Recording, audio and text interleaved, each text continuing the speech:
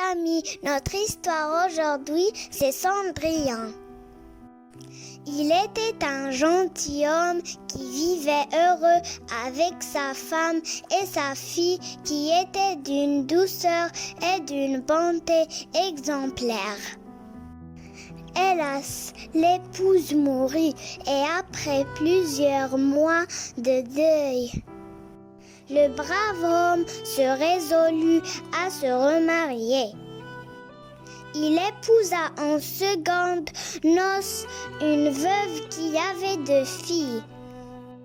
Lorsque son deuxième mari mourut, la méchante belle-mère ne mit pas longtemps pour faire éclater sa mauvaise humeur. Elle ne pouvait plus supporter la fille de son défunt mari. Elle chargea la pauvre orpheline de tâches les plus difficiles.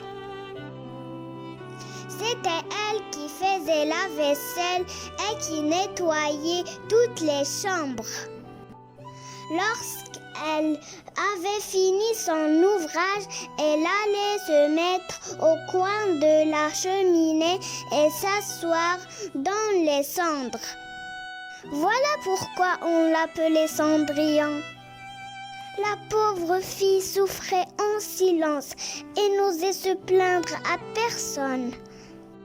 Ses 2 sœurs la traitèrent mal et s'occupaient toute la journée à se regarder dans les miroirs.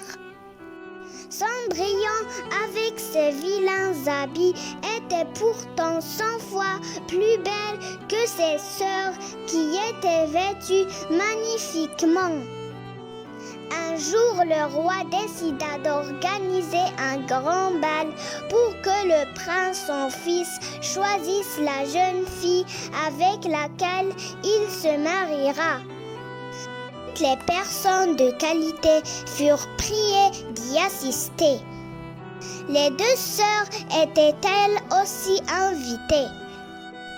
Voilà les 2 demoiselles bien occupées à choisir les habits et les coiffures qui leur iraient le mieux. L'aînée mit son habit de velours bleu et ses bijoux d'Angleterre. La cadette sa robe verte et sa parure de rubis. Quand la marâtre et ses filles partirent pour le bal, Cendrillon les suivit des yeux, puis elle se mit à pleurer. Soudain, elle entendit une voix. C'était sa marraine, la fée, qui lui dit « Tu voudrais bien aller au bal, n'est-ce pas ?» « Hélas, oui, dit Cendrillon en soupirant. Sèche tes larmes, ton désir sera exaucé. » La fée prit une citrouille dans le jardin et la frappa de sa baguette magnifique et magique. La citrouille fut aussitôt transformée en un beau carrosse doré.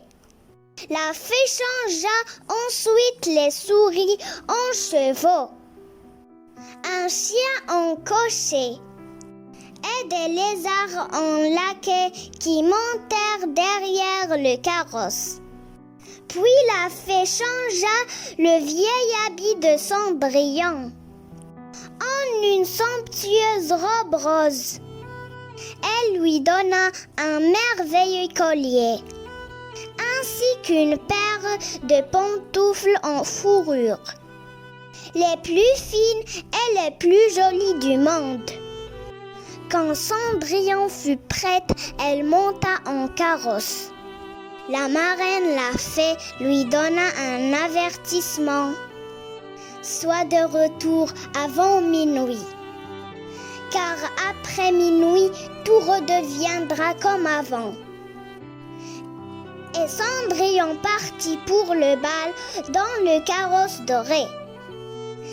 Elle fut accueillie au palais comme une princesse.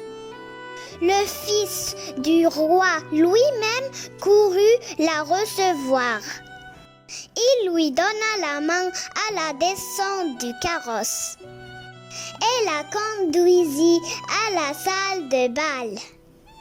La musique commença et le prince invita Cendrillon à danser. Tout le monde admirait la beauté et la grâce de cet inconnu. Tout à coup, Cendrillon entendit l'horloge du clocher qui sonnait minuit. Elle se leva et s'enfuit comme une biche. Dans sa course éperdue, Cendrillon laissa tomber une de ses pantoufles de fourrure. Elle arriva chez elle bien essoufflée, sans carrosse, sans cocher, ni laquais, et avec ses misérables habits. Tout redevint comme avant, tout sauf l'autre pantoufle de fourrure, qu'elle put conserver en souvenir de cette merveilleuse soirée. Au palais royal, un serviteur trouva la pantoufle de la belle inconnue.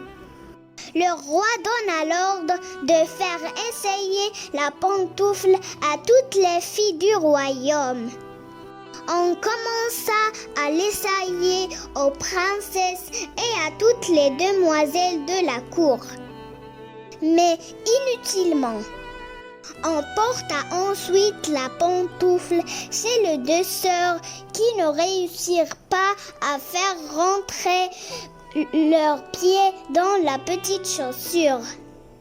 Cendrillon, qui regardait ses sœurs faire l'essayage, reconnut sa pantoufle et dit en riant: « Que je vois si elle ne m'irait pas !»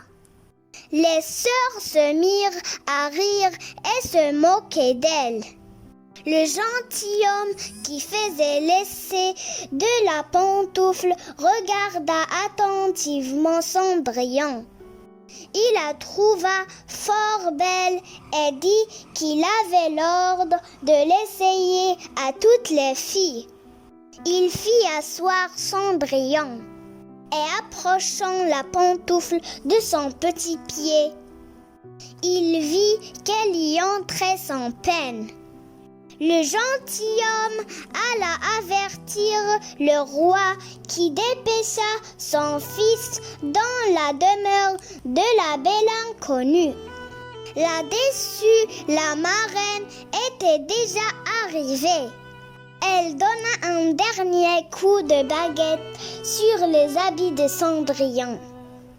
Quand le prince arriva, il reconnut celle qui lui avait pris le cœur. Elle était plus belle que jamais.